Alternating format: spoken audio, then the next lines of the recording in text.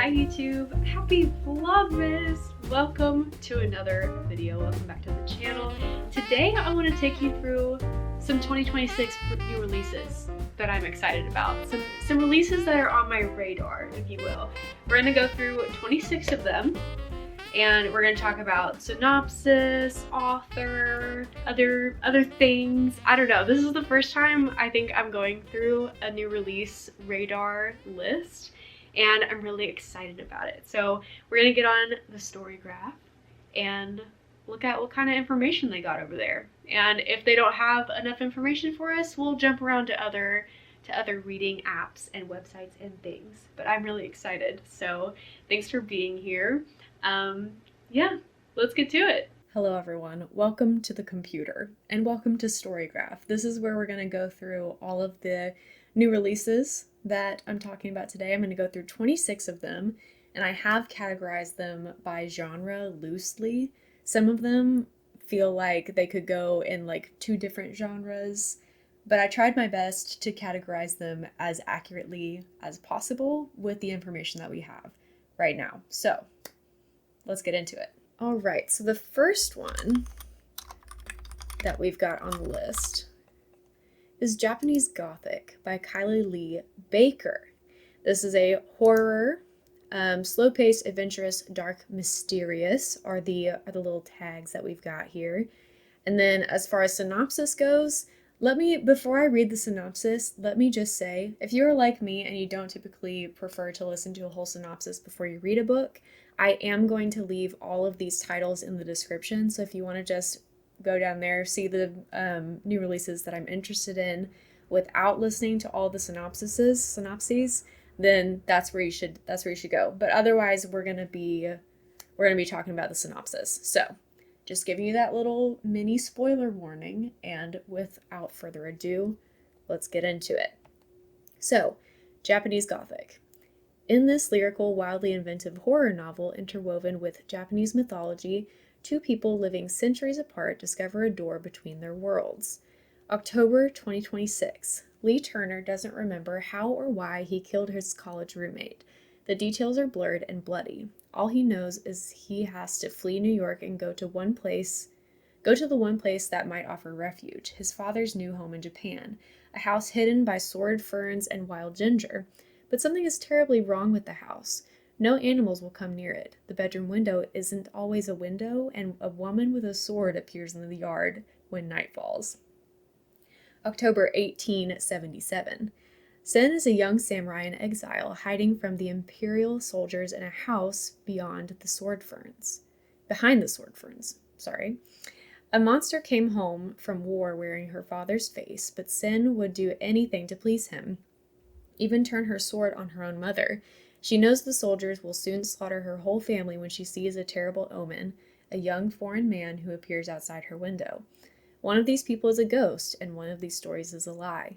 Something is hiding beneath the house of sword ferns, and Lee and Sen will soon wish they never unburied it. So, right off the bat, I still haven't read Kylie's first book, but I've heard phenomenal things about it. So I'm already interested in this just based off of her merit as an author already. But I mean, look at the cover. The cover is beautiful. I love a horror book that is like connected to mythology in some way. I think that's really interesting.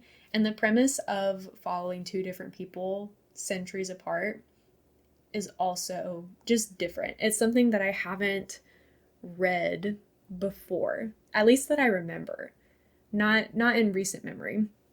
So I'm very interested in this.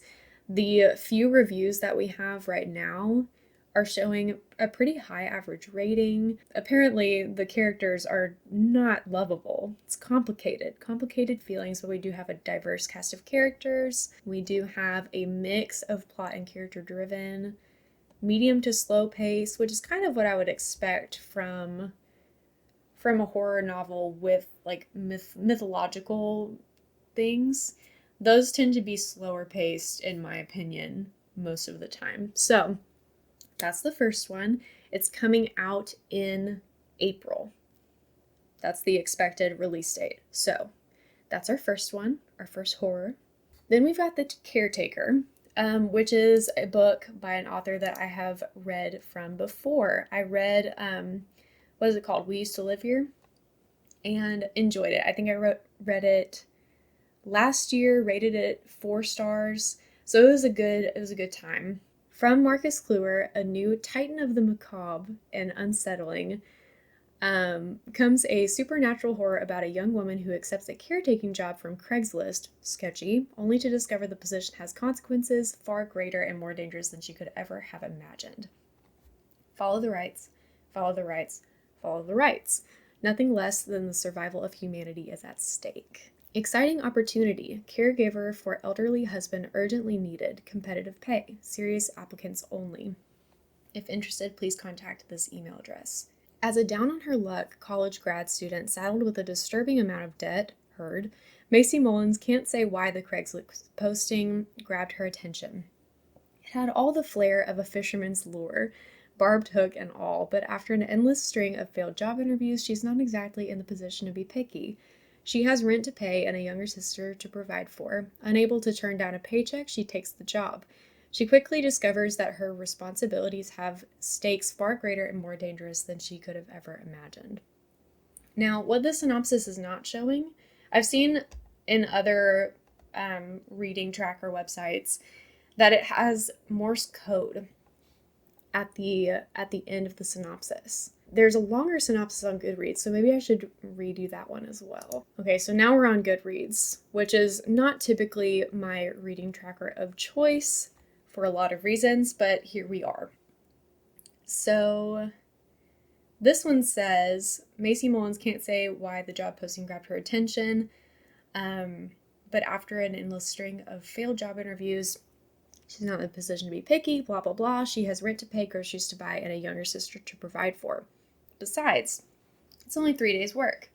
3 days cooped up in a stranger's house surrounded by Oregon coast wilderness. What starts as a peculiar side gig soon becomes a waking nightmare, an incomprehensible evil that may dwell on this property, and Macy Mullins might just be the only thing standing between it and the rest of humanity. And then we have our Morse code right here. If you know what that means, you can leave it in the comments below. I'm not going to look it up right now. Maybe I'll put it in the edit. Who knows? But this one is expected to come out in April as well. Next up, we have Spoiled Milk by Avery Curran. This one is supposed to come out in March, and it is marked as a horror historical fiction.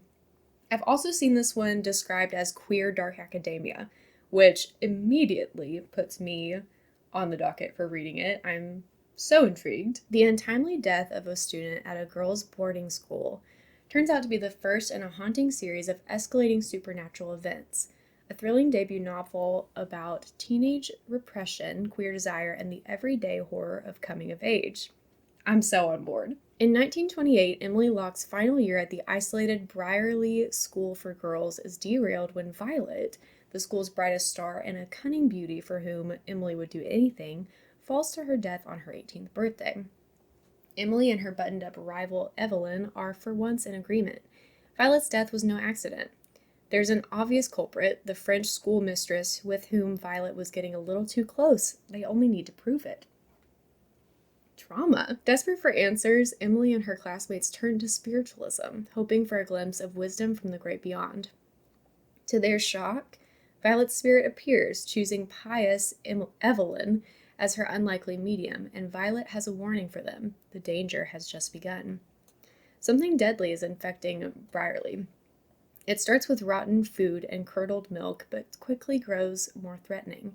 As the body count rises and the students race to save themselves, Emily must confront the fatal forces poisoning the school. Emily's fight for survival forces her to reevaluate everything she knows about Violet, Evelyn, Briarley, and ultimately herself. Avery Curran channels the indelible ambiance and intrigue of the classic boarding school novel while turning the beloved genre on its head in this visceral, exuberant debut. This sounds so good. The average rating is a little bit lower than the last few we've looked at with 4.09, but I'm so on board. So on board with this. I can't wait. This one comes out in March, which I think I already said, but This is probably at like the top of my list when it comes to the 26 releases that we're talking about. This one is really high up there for me. Then we have Tradwife by Saratoga Schaefer. This one comes out in February and is marked as a horror thriller. The average rating is 4.11, so we're getting a little bit higher, and there were more reviews on this one to go off of as well. A traditional wife influencer allows a demonic creature to impregnate her in this unnerving horror novel perfect for fans of Night Bitch and Mary from the author of Serial Killer Support Group. Every #Tradwife needs a baby. She'll get one at any cost. When Camille Deming isn't cooking, cleaning, or homesteading in her picture-perfect country farmhouse, she's posting about her tradwife lifestyle for her online followers. She takes inspiration from other tradwives on social media, aspiring to be like them, but Camille's missing a key. A baby. I'm assuming this is supposed to say a key component or a key thing. And contrary to what she posts online, things with her husband Graham have been strained. Pressured by her eager followers, Camille fears that without a baby, her relationship will suffer, and her social media will never grow out of its infancy. When Camille discovers a mysterious, decrepit well in the wheat field behind her house, she makes a wish for a baby. Afterwards, she has unsettling experiences that she convinces herself are angelic in nature, and when she's visited one night by a strange creature, her wish comes true. Camille's pregnancy announcement gets more engagement than anything she's ever posted, so what if Graham's reaction is lukewarm? Oh, so what if Graham's reaction is lukewarm? Camille's life is finally falling into place. Never mind that her pregnancy is developing freakishly rapidly and she's suddenly craving raw meat. Being a traditional wife is worth it. Rosemary's Baby for the digital age, this disturbing horror novel is one you'll want to devour in just one bite. Oh boy. This sounds like body horror waiting to happen, which is so usually not my thing. But I'm always intrigued by a horror novel that like ropes in social media and technology. And so I feel like this is one that I will either love or really, really, really hate. But it is definitely on my list of books that I would love to get to. Next up, we got Molka, which is coming out in April. This is another horror/mystery thriller, according to different sources. And this is written by Monika Kim, who wrote, what's it called? The Eyes Were the Best Part, or something like that. Still haven't read it, but really would like to. This is another one that ropes in technology to the horror genre. So, once again, I'm already intrigued, just without even reading anything from the synopsis. So first we have a definition. Molka, noun. The Korean term for spy cameras secretly and illegally installed, often to capture voyeuristic images and videos. And to preface this synopsis, I apologize for any mispronunciations that I have. If you want to correct me in the comments, feel free. Daya can't believe her luck when she finds herself in a whirlwind romance with handsome, charismatic Hyuk-jun, the heir to a multi-million-dollar fortune. But then a shocking revelation threatens everything. The couple has been caught on a spy cam amid Korea's growing Molka epidemic. And the video is all over the internet. When Hyuk-jun flees the country to avoid the intense public scrutiny, Daya is left to grapple with the ramifications on her own, and the demons from her childhood, long dormant, begin to surface. Amid the chaos, she catches the attention of Jun-young, a nerdy, introverted IT tech at work. Jun-young harbors a dark secret. He has been spying on the women at work with his own hidden cameras. Yuck. As Daya's life begins to unravel, she unknowingly becomes the sole target of Jun-young's perverse obsession. Yuck. When the facts surrounding the invasion of her privacy come to light, Daya is faced with the humiliating truth. Her pain and hurt turn to rage as she faces her past. Her desire for vengeance is insatiable, and she will not rest until the men who have wronged her have paid in blood. Ooh. Okay, so this sounds like a good for her horror with technological elements. I'm on board. I'm interested. It does sound like something that's going to give me the heebie-jeebies in like the worst way. So this is definitely further down on my priorities list because like this is genuinely horrifying. like real life horrifying for me. So I don't know. I don't know if I'll be able to handle this very well, but I'm so intrigued by it. I don't know if I'll be able to stay away from this one. I love this cover. This cover is so freaking cool. Cruelty Free by Carolyn Glynn. I have never heard of this author before, so I'm not sure if this is a debut or not. And this also looks like a different synopsis than I read recently, so I might have to go to Goodreads on this one as well.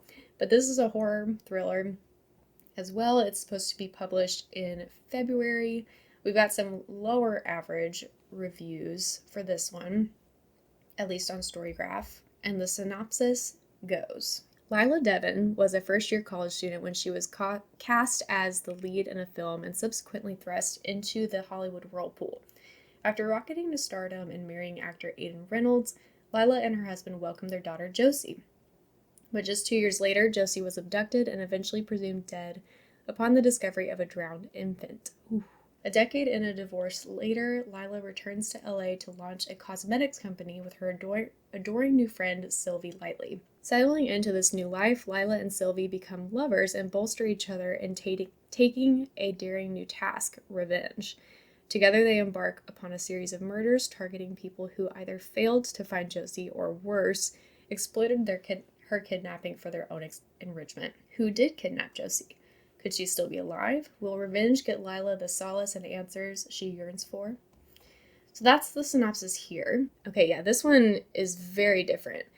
So this one says, for the fans of Monika Kim and Rachel Yoder, a twisted debut horror novel in which a disgraced movie star returns to Hollywood 10 years after the kidnapping of her young daughter, intent on seeking revenge.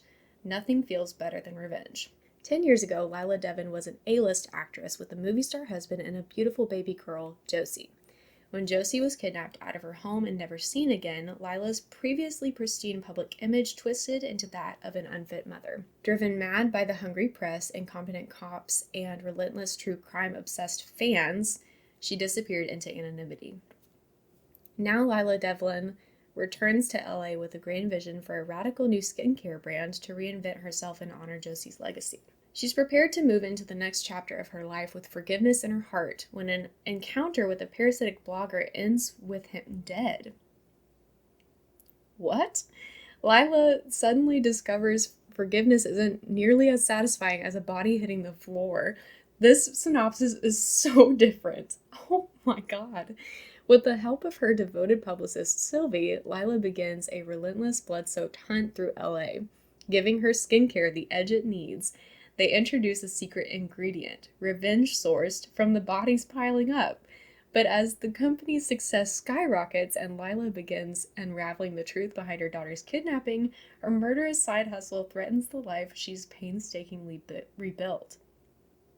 Both a striking portrayal of grief and womanhood, and a twisting, cynical satire on celebrity and toxic beauty standards, Cruelty Free is an ambitious debut from a talented star on the rise. Holy shit. The difference between the synopsis and the Storygraph synopsis is actually wild. Also, we have so many more ratings here with a 3.99 average rating, so that might be a more accurate preview of the coming attractions. Then we've got Honeysuckle by Fridman-Tell, which is kind of like horror fantasy. And it also has literary fiction in here too, so it feels like it's going to be a little bit less like in-your-face horror. That's kind of the vibe that I'm getting, but we'll see. I haven't read the synopsis yet. The Bear and the Nightingale meets Wayward in this enchanting, deeply compelling debut, another debut, about love and power, autonomy and consent. Once upon a time, on the edge between meadow and forest, there was a lonely child with only his older sister for company. In exchange for being left in peace, his sister made him a playmate, Day, a girl woven from flowers and words, and for the first time, this boy Rory had a friend. Rory couldn't be happier until he learns that Day is a short-lived creature. At the end of each season, she must be woven back together or fall gruesomely apart, and every time Day falls apart might be her last. As Rory and Day grow older, and the line between friendship and romance begins to blur, Rory becomes desperate to break the cycle of bloom and decay. But the farther Rory pushes his research and experiments to lengthen Day's existence, the more Day begins to wonder just how much control she really has over her own life. As a loose reimagining of the story of Blodeuwedd from Welsh mythology, another mythology horror, Honeysuckle is an entrancing, inventive, and unsettling debut. That is really interesting. Much higher average rating here, even though it's just based on 16 reviews. This is, I think, the highest that we've seen. Character development, complicated characters, not diverse. I mean, if it's Welsh mythology, then we're dealing with mostly a white cast, I would assume. But this sounds really interesting. I'm usually not a fantasy horror person. Usually don't dive into like the retellings and reimaginings of like fairy tales and things, but this one does sound interesting, so it's on the list for sure. So now that we've gotten through all of the horror books on my list, let's get into fantasy. We've got a special, a sequel, if you will. Espiritu by Aiden Thomas is the sequel to Cemetery Boys, which I read I think at the beginning of this year and absolutely loved it. It was so good and wholesome and just had like perfect atmosphere, and the setting was great. I don't know. I just loved it. The vibes were phenomenal. So I was absolutely thrilled to hear that there was going to be a sequel. I had no idea that they were even thinking about writing a sequel. So this is coming out around September of 2026. It is a YA urban fantasy, and it follows our characters from the first book, Cemetery Boys. New York Times bestselling author Aiden Thomas returns to the beloved world of Cemetery Boys in Espiritu, this time following Julian, who is dealing with newfound powers, a new relationship with Yadriel, and the return of demons he had hoped were gone forever. Julian used to be a ghost, and now he can't stop seeing them. Ever since being sacrificed as a part of a forbidden ritual, Julian has been able to see and communicate with the spirits of past Bruges, and that would be okay if it allowed him to be a part of his new boyfriend's community. But Julian's also seeing other things. Shadows in the corner of his eyes, glowing eyes in the dark, and dark spots on people. Gaping black gashes that are somehow wrong. He did ask his new magical boyfriend about it, but Yadriel has never heard of anything like it either. And he's so busy with his new Bruges, I can't figure out how to pronounce this. His new Bruges responsibilities, trying to figure out where all the new malingos are coming from, that Julian hates for his problems to ruin what little time together they have. Then a strange new Bruges shows up. Angel, as a non-binary Bruges, can heal the living and release the dead, but more than that, they can also see the same dark spots as Julian. Despite Yadriel's reservations, Julian eagerly accepts their help, but Angel's ruthless methods feel wrong to Julian, who wants to move away from hurting others. With the shadows growing darker and the discovery of a gaping dark spot on his friend Luca, Julian has to decide who he wants to put his trust in and just how far he's willing to go to save what is his. So on Storygraph, there's only one review and it's very inconclusive as far as average rating goes. Let's check Goodreads. So on Goodreads, we have a little bit more information. We have a pretty high average rating based on 34 ratings. Pretty much the same synopsis here, so nothing new there, but expected publication on September 8th.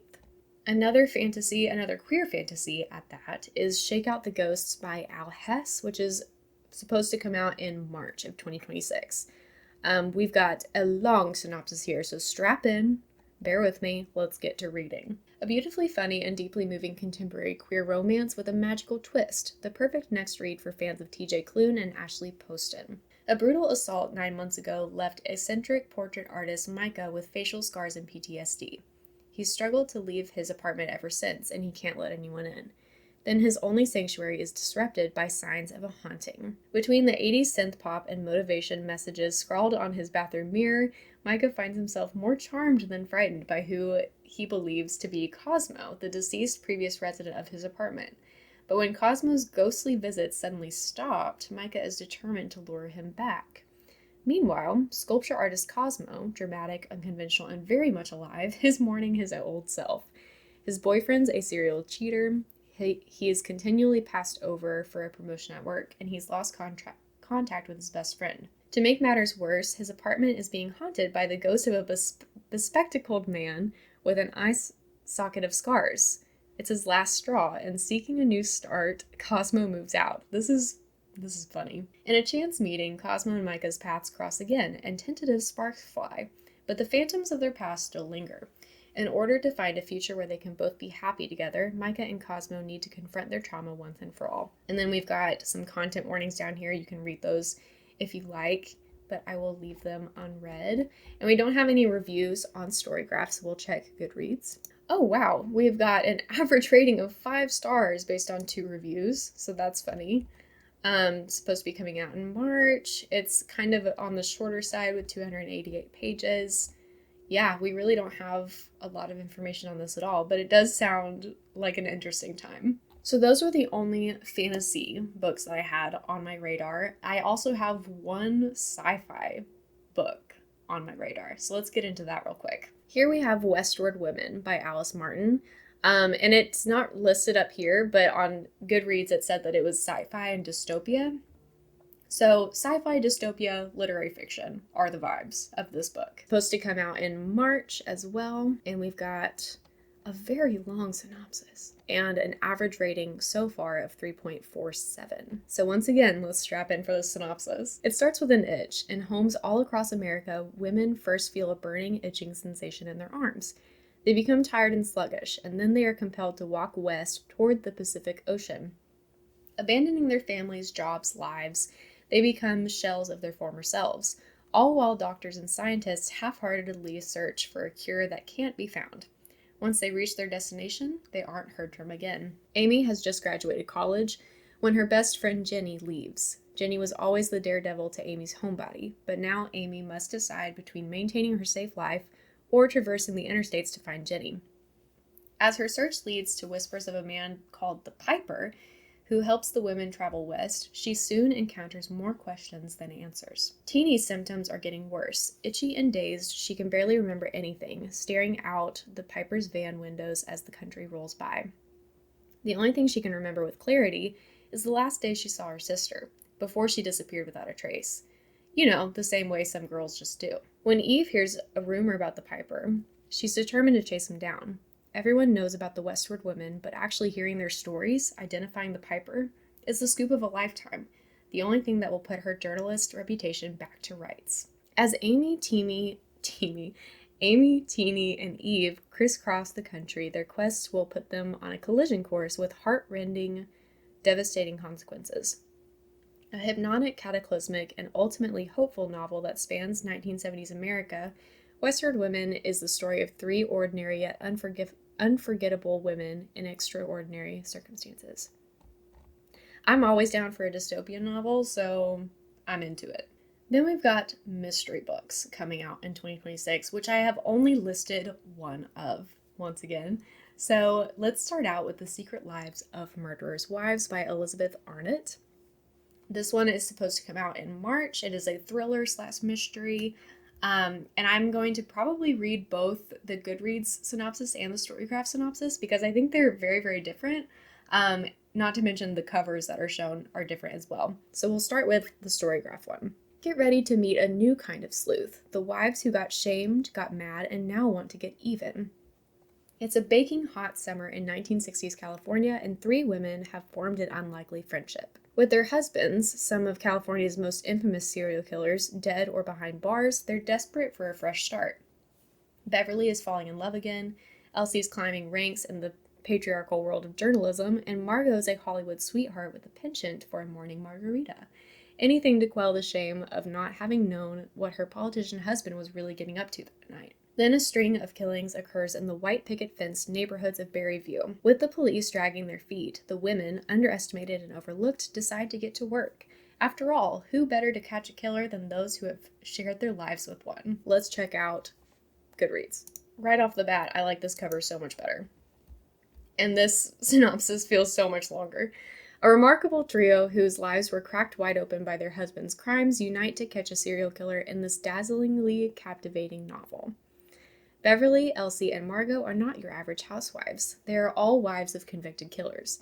During the sun-drenched summer of 1966, the three women form an unlikely friendship after the discoveries of their husbands' brutal crimes. With their exes, some of California's most infamous serial killers, dead or behind bars, they are attempting to forge a new future for themselves. Headstrong Beverly compulsively tries to maintain control of everything around her, all while raising 2 kids. Bookish Elsie fights day in and day out for the chance to make a name for herself in the newsroom, working among men who sneer at her career goals. Glamorous Margot refuses to take anything seriously and devotes all her energy to upholding the appearance that everything is fine, anything to quell the shame from her husband's deceit. They know people look at them and think only one thing. How could they have not known when their husbands were right under their noses committing horrific crimes? How much guilt is theirs to carry? And yet, when a string of killings hits the news, the 3 women, underestimated, overlooked, shrewd, decide to get to work. After all, who better to catch a killer than those who have shared their lives and homes with one? At once a riveting portrayal of shattered trust and a story of gripping suspense, The Secret Lives of Murderers' Wives is a testament to the intricacies of women's lives and how the deep bonds of female friendship can empower, uplift, and lead us to endure. I do think that's a better synopsis. It's interesting how there are different synopsises across different reading websites. I'm very intrigued by that. How did that even happen? Next up, for our next category, we have literary fiction, which I think I have a few of. And we're going to start off with Emily Austen's newest release, which is going to be, Is This a Cry for Help? And let me just say, I still have not read an Emily Austen book, and I would like to. They're on my TBR. But they're much lower on my priority list than some other authors, so let me know if I need to race into Emily Austen and give her a shot. But this is her newest release coming out in January, queer lit fic, and it's starring a librarian, which that's obviously gonna get me interested. Emily Austen, the best-selling queen of darkly quirky, endearing, flawed heroines, returns with a luminous new novel following a librarian who comes back to work after a mental breakdown, only to confront book-banning crusaders in an empowering story of grief, love, and the power of libraries. I'm so in. Darcy's life turned out better than she could have ever imagined. She is a librarian at the local branch while her wife Joy runs a bookbinding service. Between the two of them, there is no more room on their shelves with their ample book collections, various knickknacks and baubles, and dried bouquets. Rounding out their ideal life is 2 cats and a sun-soaked house by the lake. But when Darcy receives news that her ex-boyfriend Ben has passed away, she spirals into a pit of guilt and regret, resulting in a mental breakdown and medical leave from the library. When she returns to work, she is met by unrest in her community and protests surrounding intellectual freedom, resulting in a call for book bans and a second look at the branch's upcoming DEI programs. Through the support of her community, colleagues, and the personal growth that results from examining her previous relationships, Darcy comes into her own agency in the truest version of herself. Is This a Cry for Help not only offers a moving portrait of queer life after coming of age, but also powerfully explores questions about sexuality, community, and the importance of libraries. I'm so on board. So on board for this. We have a pretty large amount of reviews for a new release, and it's 4.41 on the average rating, which is pretty high. So I think that this is going to be a good one. And I love the cover. These colors, hello, gorgeous. Then we have Love by the Book by Jessica George, who wrote Mame, which was one of my 5-star reads of 2024, I believe. Really, really loved that debut novel. So whenever I heard that she was publishing again, I was already on board, like, immediately. This one comes out in April. It's literary fiction / contemporary fiction. And we're just going to get into the synopsis right away. Friendship is the love story you can count on. Remy is lucky. Her debut novel, based on her 3 best friends, became an instant bestseller when it was released, and her agent and publisher are clamoring for a follow-up. But just as Remy's creative inspiration seems to leave her, so too do her friends. One moves to New York, one gets pregnant, and one gets back together with her awful boyfriend. After an ill-advised one-night stand complicates matters further, Remy is left deeply alone and unable to find her next book idea. Simone is successful, a kindergarten teacher with a passion for kids and a well-paying side hustle that affords her all the material comforts she desires. Simone doesn't have time for a robust social life. All she needs is her close-knit family, but after the true nature of her work is revealed, they cut her off, and she realizes for the first time just how isolated she is. When Simone and Remy bump into each other, literally, in a bookstore, it isn't exactly soulmates at first sight. Simone is guarded and prickly, Remy is insecure and heartbroken, and each woman is harboring a secret. And yet they might just be the missing piece the other has been searching for, if only they can let each other in. Can Simone help Remy make one of the most important decisions of her life? And can Remy help Simone recover all that she's lost? In Jessica George's heartwarming, funny, and soulful second novel, she explores the restorative nature of female friendship and the life-changing power of platonic love. I love that. This author has such gorgeous covers, and they're always like a little bit abstract, and I think that's so cool. I'm a big fan of this cover. The average rating so far is 4.15, so it's been received pretty well.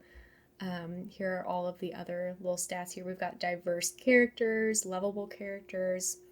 Yeah, this looks good.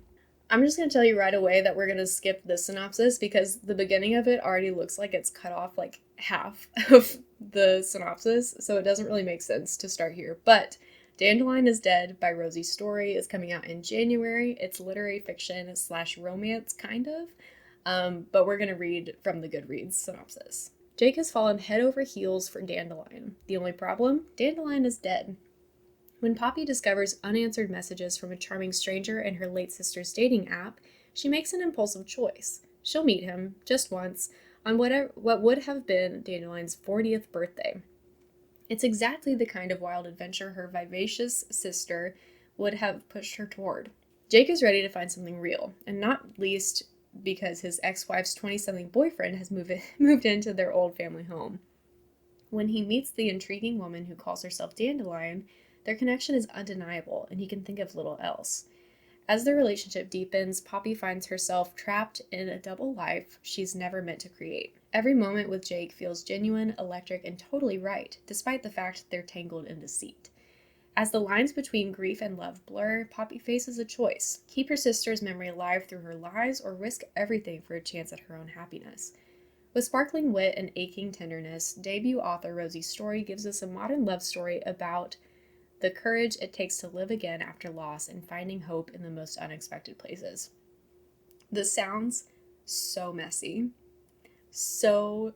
and chaotic, but I'm so intrigued by it still. So it's definitely an anticipated release for me. Next, we're moving on to historical fiction releases, and our first one is Women of a Promiscuous Nature by Donna Everhart. This one is supposed to release in January. It is historical fiction / maybe some thriller vibes in there as well. It's got a really long synopsis, so I'm going to have to drink some water after this one. But so far, the average rating is 4.19. We've got complicated characters, lots of character development. Maybe not really a diverse cast of characters. That seems to be a contested opinion. But those are the vibes. Medium paced, a mix of plot and character driven. So let's read the synopsis. Accused of promiscuity in 1940s North Carolina, a young woman unjustly incarcerated and subjected to involuntary medical treatment at the State Industrial Farm Colony for Women decides to fight back in this powerful, shockingly timely novel based on the long-buried history of the American Plan, the government program designed to regulate women's bodies and sexuality through the first half of the 20th century. The day Ruth Foster's life changes begins the same way as many others, with a walk through her North Carolina hometown toward the diner where she works. But on this day, Ruth is stopped by the local sheriff, who insists that she accompany him to a health clinic. Women like Ruth, young, unmarried, living alone, must undergo testing in order to preserve decency and prevent the spread of sexual disease. Though Ruth has never shared more than a chaste kiss with a man, by day's end she is one of dozens of women held at the State Industrial Farm Colony for Women. Some, like 15-year-old Stella Temple, are brought in at their family's request. For Stella, even the colony's hardships seem like a respite from her nightmarish home life. Superintendent Dorothy Baker, convinced that she's transforming degenerate souls into upstanding members of society, oversees the women's medical treatment and training until they're deemed ready for parole. Sooner or later, everyone at the colony learns to abide by Mrs. Baker's rule book or face consequences: solitary confinement, grueling work assignments, and worse. But some refuse to be cowed. Against Mrs. Baker's dogged efforts and the punishing weight of authority, Ruth and other inmates find ways to fight back, resolved to regain their freedom at any cost. Oh, yeah, that sounds like something I want to read. I'm so on board with that. And look at that cover. Gorgeous. Yeah, I think that one's up there for me. High on the priority list for me. That sounds so good. Next up, we have Where the Girls Were by Kate Schatz. I might be pronouncing that right. I feel like I've heard someone else say it differently. But it's historical fiction. Average rating so far of 4.38. Character-driven, strong character development, complicated characters. 50-50 of diverse cast. So who knows on that, I guess. It's 1968, and the future is bright for 17-year-old Elizabeth Baker Phillips.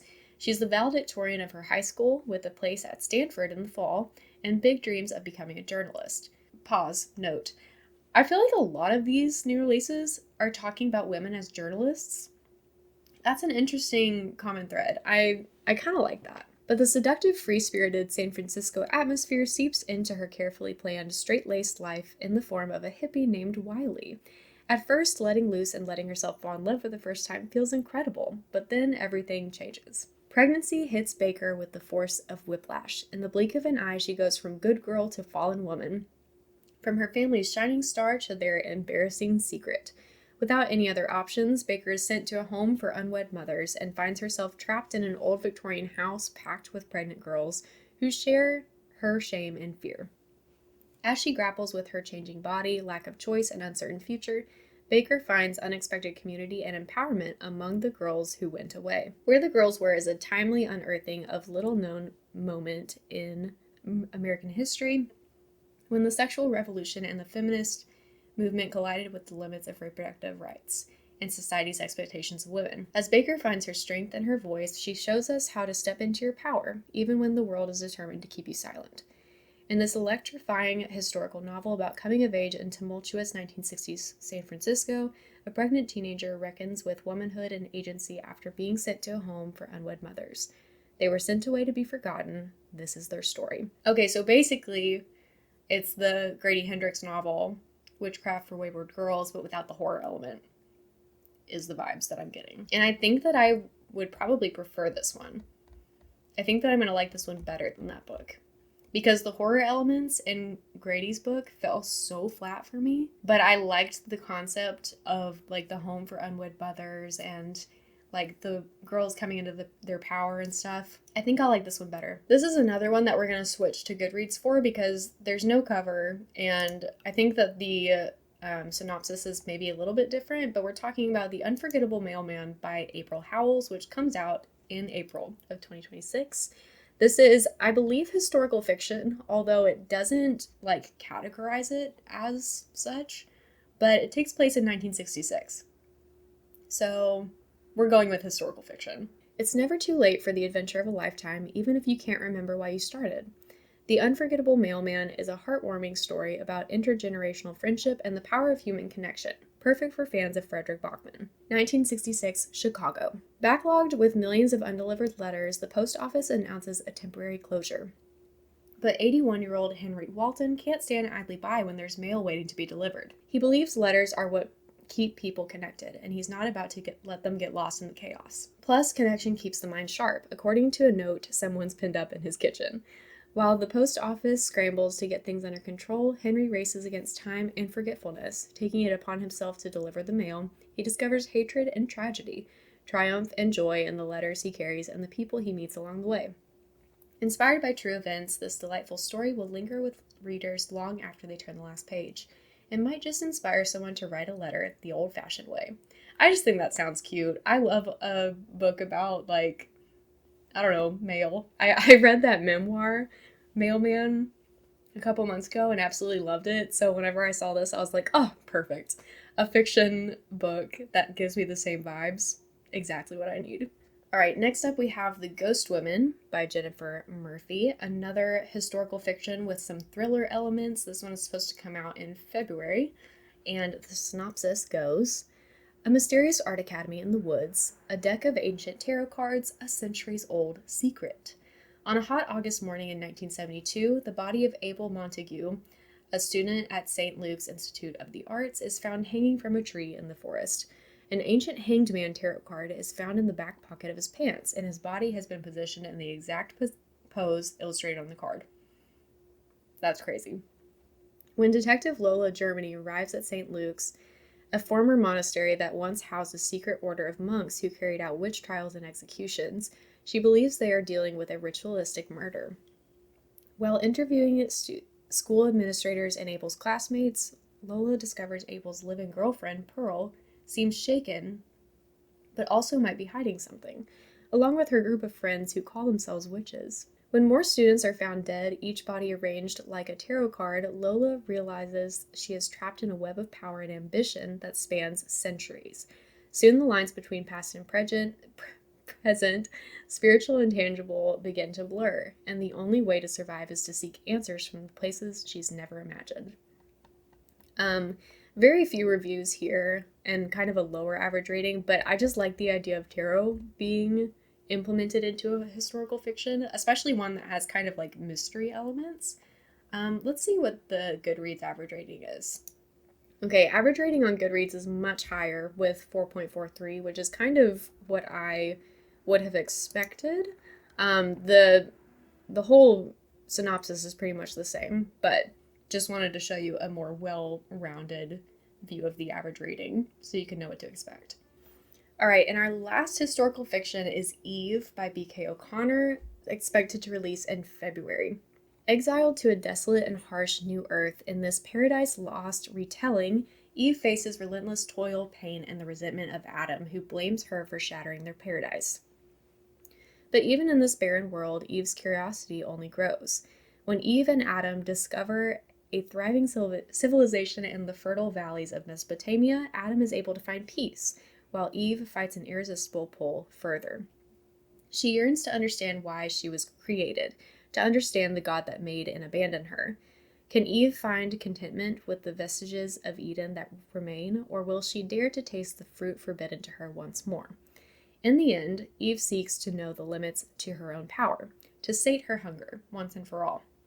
Navigating loves, betrayals, and the duties of motherhood from Nippur to the coastal city of Canaan, and across the Aegean Sea to Cyprus, Eve will go as far as it takes. But how many Edens will she forsake along the way to discover who creates them? Will Eve cross the threshold from dust to divinity at last, or will she return to the river valley empty-handed, a fractured family left in her wake? For who before Eve has known the minds of the gods? As someone who grew up in Southern Baptist Christianity, that intrigues me so much. It also just kind of tickles me that that they say when Eve and Adam discover instead of when Adam and Eve discover. I see you. The average rating on Storygraph is 3.75, but that's only based on 5 reviews. So if I go to Goodreads, we see 4.07, which is still on the lower end for a new release, but it is at least a more accurate idea of what people are thinking based on 30 ratings instead of 5. So that's the last historical fiction on my radar. And now we're into the romance category, starting off with the sequel. We have And Now Back to You by B.K. Borison, which is the sequel to First Time Caller, which I loved. This is Heartstrings number 2. Weather boy meets weather girl. One big storm is heading their way. Jackson Clark likes life neat, predictable, and preferably viewed from the comfort of his radio booth. Delilah Stewart prefers hers wild, spontaneous, and preferably in the eye of the storm out in the field. For years, the two have clashed like thunder and lightning, until they are partnered against their will to cover the snowstorm of the century, finding themselves scrambling to figure out how to work together. Eager to be taken seriously as a journalist, ding ding ding, women journalists again, Delilah offers Jackson a deal. If he can help her ace this assignment, she'll help him rediscover his long-lost fun side. With an undiscovered chemistry burning beneath their clashes, the unlikely partnership quickly tumbles into an easy and surprising friendship. But when other feelings start to enter the equation, can Jackson and Delilah withstand the storm, or does what happened in the mountains stay in the mountains? Two competing meteorologists are forced to find common ground in this opposites attract when Harry Met Sally inspired romance from New York Times best-selling author B.K. Borison. I will say, I find it interesting that the When Harry Met Sally reference is being made. No, it wasn't made again. The first one was Sleepless in Seattle. This one is When Harry Met Sally, right? Am I wrong about that? But it is interesting that it is movie inspiration. Just drawing the parallels there. We've got 4.38 average rating based on 267 reviews. I've been talking so long and my throat is a desert right now. We don't have a very diverse cast of characters, which is not really a shock to me based on the books that I've read from this author before. I don't really think that that is necessarily a priority for her in her writing. It is interesting that we see a little bit of yes here, so I'm intrigued to see what they mean by diversity. So, and now back to you. Okay, last one in the romance category, we have No Matter What by Cara Stone. Another author that I have had on my TBR for ages that I have still not gotten to, but I love the cover, so it's on my radar, okay? Can love draw them together again? After a traumatic accident threatens the foundations of their happy marriage, a young couple tries to rebuild and find their way back to each other and themselves in this tender, slow burn romance by the best-selling author of Ready or Not and Promise Me Sunshine. Roz and Vin can't look at each other in the eyes anymore, let alone share a bed. It's been a year since they survived a traumatic car crash and their marriage hasn't been the same. But Roz has held out hope that they can fix things until she discovers Vin signed a new lease. So she does what any soon-to-be-divorced Manhattanite would do, sign up for a figure drawing class. Between Roz's determined attempts to improve her artistic skills and her adventures with her best friend Rafi, she can almost ignore Vin's impending move-out date and his footsteps in their previously unoccupied guest room. But it would all be a lot easier if Vin wasn't Rafi's older brother, and if she didn't still find him incredibly debilitatingly attractive and kind. So kind, in fact, that Vin offers to let Roz draw him. What is she supposed to say? It's probably better than her original plan of finding some random male model online, and she needs all the practice she can get. Plus, that's sure to make a separation easier, right? Focus on every detail of your estranged spouse's body while drawing them in the nude. But after the year they've spent avoiding each other, it feels good to see and be seen by one another again.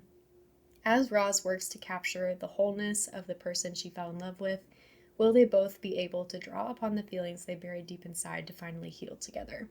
I love the idea of this. How interesting. I have never read anything like this. I'm very interested in this one. It sounds like it will be like kind of a lighthearted exploration of trauma. Like, you know how sometimes books will talk about a really traumatic subject, but they kind of lift the mood with like whatever the characters are doing as they're talking about it and whatnot. I feel like this is going to be one of those kinds of stories. We have a pretty good average rating, diverse cast of characters, which is great to see. Yeah, I'm definitely interested in this one. I really got to get to reading this author, huh? So our final category in this release radar video is nonfiction, which is one of my favorite genres and one that I feel is typically overlooked when it comes to new releases. So first off, we've got a nature/history book called The Feather Wars and the Great Crusade to Save America's Birds by James H. McCummins. This one is scheduled to be released in March, and here's the synopsis. From the time the country was founded, early Americans assumed that the land's natural resources were infinite, including its birds, which were zealously hunted for food, game, and fashion. With the rapid extinction of the passenger pigeon, a bird once so numerous that its flocks darkened the sky in flight, many realized actions needed to be taken if other birds were to be saved. What followed was both a spiritual awakening and a great crusade to save birds and their habitat. The campaign took place on many battlefields: society teas in Boston, hunt clubs on the East Coast, the mangroves in the Everglades, and in the editorial pages of newspapers and periodicals. From many corners of the country, the bird protection movement was born and brought together a remarkable coalition of people and organizations to save America's birds. The Feather Wars is an entertaining and expansive work of American history, an incredible story about how disparate characters, progressive politicians, free-thinking society belles, nature writers and artists, bird-loving U.S. presidents, gun makers, business titans, and brave game wardens came together to save hundreds of species of birds. Heroes, martyrs, villains, and conflicted do-gooders, the early bird conservation movement had them all. Together, they transformed how Americans thought and cared about birds, forever altering the American landscape. As a bird lover, this feels like something that, I have to read. How could I miss this? Next up, we have In the Shadow of the Great House, A History of the Plantation in America by Daniel Rode. This is set to be released in March of 2026, and the synopsis is as follows. A sweeping 400-year history of American slavery and American capitalism told through the emergence and evolution and persistence of the plantation. We imagine the plantation, the big house, the porticos, the slave quarters, the vast cotton fields as situated firmly in the dismal American past. Yet, as historian Daniel Rode shows in the Shadow of the Great House, the plantation is still very much with us today. Opening with the origins of the plantation on the tiny sugar-producing island of Sao Tome in the 1500s, Rode then brings us to North America and traces in succession the establishment of tobacco plantations in Virginia, rice plantations in the Carolina Low Country, and cotton plantations in the Deep South. He rewrites our understanding of these phenomena, showing with uncommon precision how enslaved people built the American landscape even as they suffered under a brutal labor regime. He then moves to the post-slavery era, demonstrating that the plantation evolved into agribusiness, chicken farming, and other developments we usually associate with modern capitalism. Drawing surprising connections between past and present, Rode argues that the plantation was, and in many respects remains, the engine of American progress. Another really interesting history nonfiction focusing on race. This is going to be, I think, a really dense read, but I'm very interested to see how it is received among readers of nonfiction, and it's definitely going to be one that I keep my eyes on. Our next one is one that doesn't have really any information on Storygraph, so obviously we're going to have to head on over to Goodreads. And on Goodreads, we still have very little information on it. We do know that it publishes in March. It has 0 ratings or reviews, 720 pages, so another very large, very dense nonfiction, but it is called Nuclear Weapons in International History by David Holloway. Why am I interested in this book? Well, in general, I'm interested in history, and nuclear weaponry is something that I know absolutely zero about. Not to mention, I am a big Fallout 4 fan when it comes to video games, and the entire plot of the Fallout universe revolves around nuclear weapons and nuclear bombs. So, when I saw this title, I said, yep, I'm adding that to my list. Anyway, let's read the synopsis. A groundbreaking history of nuclear weapons across the world from their invention to the end of the Cold War. How should we deal with nuclear weapons? The discovery of nuclear fission fundamentally changed the world order. Its power was harnessed, nuclear bombs invented, and the cities of Hiroshima and Nagasaki were destroyed. In recurring international crises and calls for arms control, the threat of nuclear war has hung over humanity ever since. David Holloway traces how these weapons shaped the last century, from the US-Soviet arms race to the rivalry between India and Pakistan. Deterrence and intimidation, alliance and war plans, international treaties and organizations have all played their role. At the center were political leaders, among them Truman, Kennedy, and Reagan, as well as Stalin, Khrushchev, Gorbachev. So sorry if I mispronounced those. Who all had their fingers on the nuclear button. This is a global history of these fearsome weapons and our attempts to deal with the consequences of their existence. A story at once fascinating and repellent of a very dangerous period in our history. So, yes, I have added a nuclear weapons book to my TBR. Moving on. Next up, we have The Mixed Marriage Project, a memoir of love, race, and family by Dorothy Roberts. This is as it says, a memoir focusing on race and history. This one is set to come out in February of 2026. And here's the synopsis. It's a very long one. I'm going to have to refill my water bottle after this. From Dorothy Roberts, author of Killing the Black Body and a writer who has brilliantly illuminated the Black experience in America for decades, comes a spirited and riveting memoir of growing up in an interracial family in the 1960s and a daughter's journey to understand her parents' marriage and her own identity. Dorothy Roberts grew up in a deeply segregated Chicago of the 1960s, where relationships barely crossed the color line, yet inside her own home, where her father was white and her mother a Black Jamaican immigrant, interracial marriage wasn't just part of her upbringing, it was a shared mission. Her father, an anthropologist, spent her entire childhood working on a book about Black and white marriages, a project he never finished but shaped every aspect of their family life. As a 21-year-old graduate student, Dorothy's father dedicated himself to the study of interracial marriage, and her mother soon became his full-time partner in that work. Together, over the years, they interviewed over 500 couples and assembled stunning stories about interracial marriages that took place as early as the 1880s, studying but also living, championing, and believing in their power to advance social equality. Decades later, while sorting through her father's papers, Roberts uncovered a truth that upends everything she thought she knew about her family. Her father's research didn't begin with her parents' love story. It came long before it. This discovery forces her to wrestle with her father's intentions, her own views about interracial relationships, and where she fits in that story. Rather than finish the book her father never published, Roberts immerses herself in the archive of interviews to trace the story of her parents and to better understand her own. Though grounded in her parents' research, it's Roberts's captivating storytelling that drives this memoir. In following the arc of her parents' interviews and marriage, the Mixed Marriage Project invites us into the everyday lives of interracial couples in Chicago over 4 decades. Along the way, Roberts reflects on her own childhood as a Black girl with a white father, and how those experiences shaped her into one of today's most prominent public thinkers and scholars on race. Blurring the boundaries between the political and the personal, between memoir and history, the Mixed Marriage Project is a deeply moving meditation on family, race, identity, and love. I mean, that just sounds phenomenal. It sounds so good. I'm so into it. I can't wait to learn everything there is to learn from this book. Ooh, and we finally made it to our last one. We've got Resident Interrupted by Ashley Kate Bourne, D.O.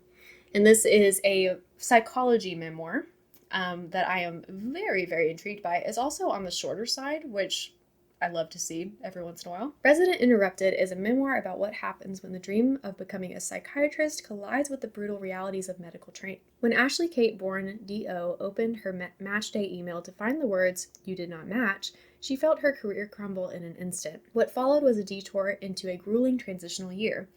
Long hospital shifts, quiet humiliations, and the worst depression of her life, before finally finding her way back to psychiatry, the field she had always loved. Told with honesty and vulnerability, this is a story about failure and resilience, the stigma of mental health in medicine, the quiet cruelties of residency, and the small acts of rebellion that kept her going. Through it all, Ashley writes not just as a doctor, but as a daughter, sister, wife, and friend, revealing the human side of a profession that often demands silence. For readers of When Breath Becomes Air and This Is Going to Hurt, Resident Interrupted is both a candid portrait of medical training and a testament to hope, proof that even when the system breaks you down, it's possible to rebuild and to become the healer you always wanted to be. I don't know if you can tell, but dang, like I said before, my throat is so freaking dry. It's a good thing this is my last one to read about. But yeah, those are all 26 of the new releases that I'm excited about for 2026. Will some of them make it on my 26 and 2026 TBR? Who's to say? You'll have to subscribe to find out, because I'm sure I'll be talking about it before Vlogmas is over. But now, back to intro, outro, Lucy. I'll see you in the next one. Okay, guys, so that's going to be all of the new releases that are on my radar for 2026, at least for now, the ones that have been announced. If you have any new releases that you're excited about that I didn't talk about, please leave them in the comments below. I am always looking for reading recommendations from you guys, and it would just be cool to fill in the gaps where I didn't cover all my bases. So if you've got some reading recommendations, put them below, even if they're not for 2026. If you have something you want me to read, please put them down there. Put them down there so that I know. And if you're excited about any of the books that I talked about today, please give me your thoughts in the comments on those as well. Subscribe if you'd like to see more bookish content from me. We're doing vlogmas this month, so we've got several extra videos coming out, more than usual, but my typical schedule is posting every Thursday, so no matter what, we're having a good time over here. So subscribe if you'd like to see more from me. Give me a like if you like this video, and I will see you very, very soon. See you later.